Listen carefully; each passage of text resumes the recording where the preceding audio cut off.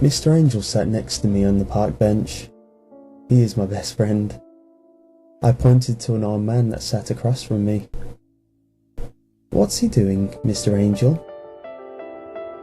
An unlit cigarette sat in the corner of the man's mouth. His eyes were withered with age as he stared blankly at nothing. Mr. Angel leaned close to me and whispered into my ear. "He's looking for a woman he had lost a long time ago," he cooed. His words felt warm against my cheek as I smiled up at him. I liked his secrets. Mr. Angel knew everything. "That's really sad, Mr. Angel," I said. "Why don't you help him?" I couldn't see it since he didn't have a mouth, but he was smiling. He got up and walked silently over to the old man and set a single bony finger in the center of his chest before he turned away and took his seat next to me. I tugged on the black shroud he always wore. "What did you do, Mr. Angel?" I asked. I could hear Mr. Angel's sigh tiredly as he leaned against the scythe that he carried.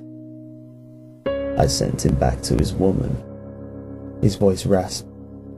"I took her a long time ago, and she was getting very lonely." I looked at the old man. He was hunched over his legs as he clutched painfully at his chest.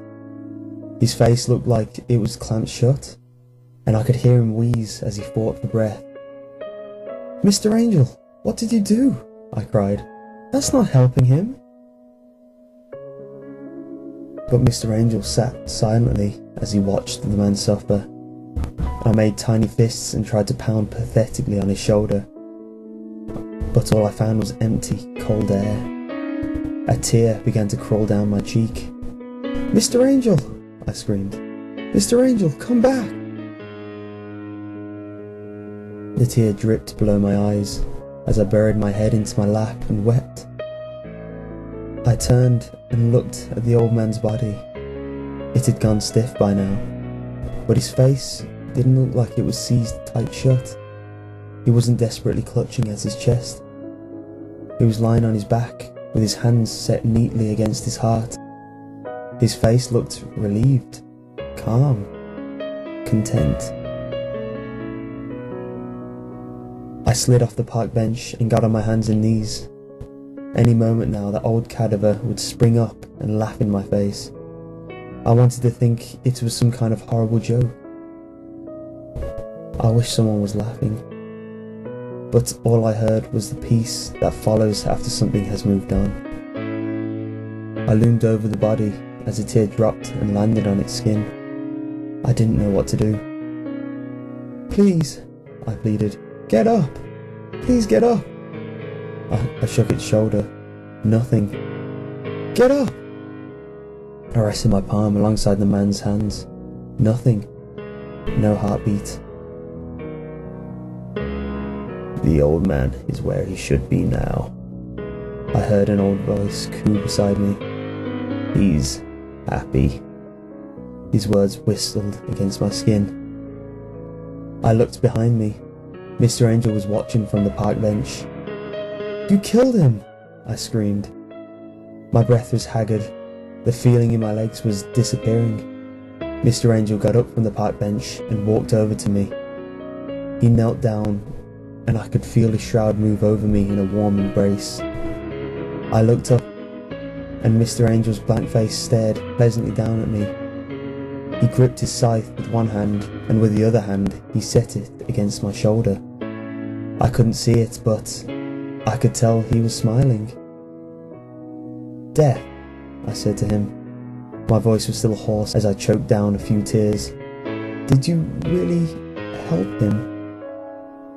Death looked at me and leaned close. "My dear little one," he whispered softly. "Death can be many things.